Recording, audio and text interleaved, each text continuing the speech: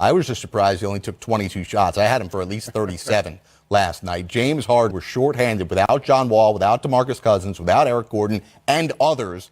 They finally got on the court to play a game. James Harden, making his season debut, goes off for 44 points amid all of the controversy and drama that's surrounding this team. On top of the COVID issues, James Harden still wants a trade. GA, what do you make of what's happening in Houston? And if not for a CJ McCollum game-winning shot last night, the Rockets are 1-0. Yeah, listen, that soap opera is going to continue to play out. I still do feel like ultimately he's going to get traded. I think he's just made that decision that he wants to move on. And I think he's put the Rockets in a position where they are going to now be willing to move on. And honestly, he helped himself and the Rockets with his performance because, you hear all this talk about, well, he's hurting his trade value. And I always laugh at that conversation because I'm like, what true superstar have you ever seen hurt their trade value? Now, if he was a guy that didn't play, right. Here's a guy that basically hadn't had training camp, right? Dealt with all the stuff he's dealt with, and he comes out and he drops 44 and 17 efficiently. Right. With not a lot of help. And so, the value that he brings to the table and the kind of player he is, there's still going to be a lot of interest in him moving forward. I find that to be one of the bigger storylines as well, just figuring out where ultimately he ends up, because we all know he only wants to go to a contender. And I don't see a scenario where anybody else is going to get into the party when it comes to James Harden. Yeah, the interesting part about though is he can make a team a contender, right? Yeah. Right, Isiah? Yes, he can. And I'll say this, GA, with the team that he's on currently right now, if once you add Wall and you add Cousins and you got Woods, I mean, you can see there's enough talent there with that Rockets team that if Harden was to fully reinvest himself back into that team, hey, they one of the top 4 teams in the West, if not, moving up to the 2 or 3 spot with Harden in the way he plays, and you put a healthy Wall and Cousins back in the mix, and if they can all figure out a way to come together, other than Brooklyn or LA, I'm not sure if Harden will find a more talented team to go to than the one that he's currently on right now, if he brings all the pieces back together. And does he even need DeMarcus Cousins? He's got the future Hall of Famer Christian Wood playing with him now, too. Hey, he looks great, doesn't he? I mean, he really looks good. 31 points last night and 13 rebounds for Christian Wood. All right, our Week 1 in review wraps up with this. Did you see this video from Chicago yesterday? Steph Curry and the Warriors getting set to play the Bulls. And Steph Curry goes out and he makes 103 consecutive three-pointers. 5 straight minutes of shooting a basketball and never missing. Isiah, you ever seen anything like this? No, absolutely not. And this is why, I love watching Steph Curry and Kyrie Irving play, because even in practice, they do the things, they do the sublime. They bring you the things that you can't even talk about and describe. Maybe there's only 2 other players in the history of the game that might have done this that I can think of when nobody's watching, and that may be Larry Bird, because we didn't have film. But what we're watching here it's just crazy. I mean, it really is. I mean, and then he got mad that he missed the last one. Wow. I mean, who is this guy? What are we watching here? I've never seen anything like that. And Isiah, you've been around and I've been around some great shooters, but I've seen a lot of really great shooters. They might get to 15 or 20, but 105, that is absurd.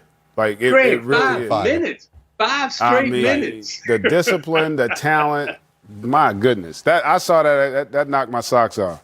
105 straight threes. Wow. I said 103. That's unbelievable. Setting up on that performance alone, he goes into the Hall of Fame. Yeah. We're almost fully complete with Week 1 in the NBA, and let's start here with the team that we're going to see in our second game, the Brooklyn Nets. All the expectations, all the drama on and off the court surrounding this team. Steve Nash, his first year as a head coach. And you have KD and Kyrie getting off to this incredible 2-game start. GA, What do you make of how they've played? How much stock do you put into what you've seen so far? Well, I think you put a lot of stock into it because what you see from Kyrie and Kevin Durant are the things that we've seen them do over the course of their careers when healthy. And the other aspect of that is when they've been paired with another truly great player, they've had a lot of success. You know, in Kyrie's case, prior to Boston, he'd gone to the finals in every year that he played with LeBron James. And when Durant, when he went to Golden State, he went to the finals every year he played with those guys. And so I think they've got a solid team. I think they're going to have a legit chance, but we still have concerns, big picture. Will they be healthy? You know, Durant is coming off a significant injury. Kyrie has dealt with his injuries in the past, but when healthy, these are two of the most dynamic players. Arguably, you could argue these two, along with probably James Harden, the three most dynamic offensive players this game has. And so to couple those two, they're very efficient as they've been early on. They're impressive. They got depth. They have issues and concerns, but they're so good offensively that I think they're going to create a lot of problems for teams as we move forward in this regular season. Isaiah, do you expect it to be this smooth to start? Yes, I did, because they're that balanced.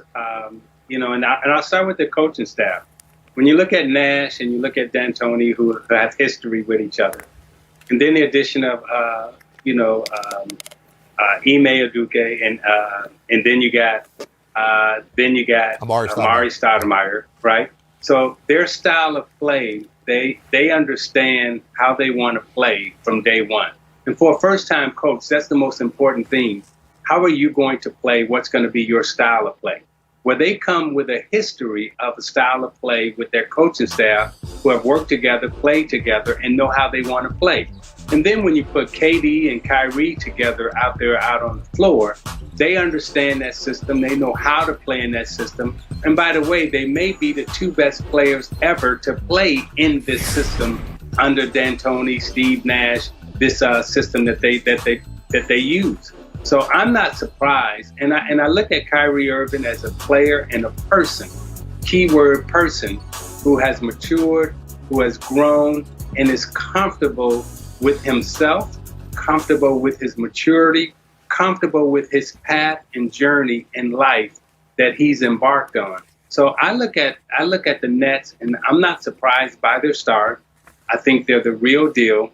I don't see any, bumps or hurdles along the way other than probably physicality or injury. But I think their style of play is great.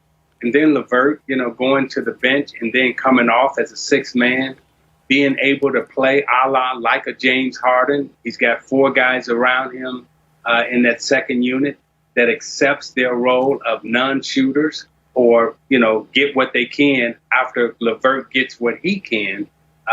Forgive me for calling them non-shooters because they're not non-shooters, but I would say they're happy to take a secondary role in that second unit and let LeVert be the primary distributor and also scorer. So I think they got their roles figured out. I think everything is set, and I really like what I see. I picked Steve Nash to be the coach of the year, and thus far he hasn't disappointed. What you just talked about is why Brooklyn Net fans are so split when they heard about the rumors of James Harden wanting to come to Brooklyn, because they understand the talent that James Harden is. But just what you covered there, Isaiah, the Nets, on top of being top heavy with two stars, have so much depth around those guys that they would have to give up. The roster would get purged of that talent if they had to trade for James Harden. Let's switch gears and talk about the champs. We'll see the Nets and Hornets 7 o'clock, then at 10 o'clock Eastern tonight on NBA TV. That's 7 Pacific.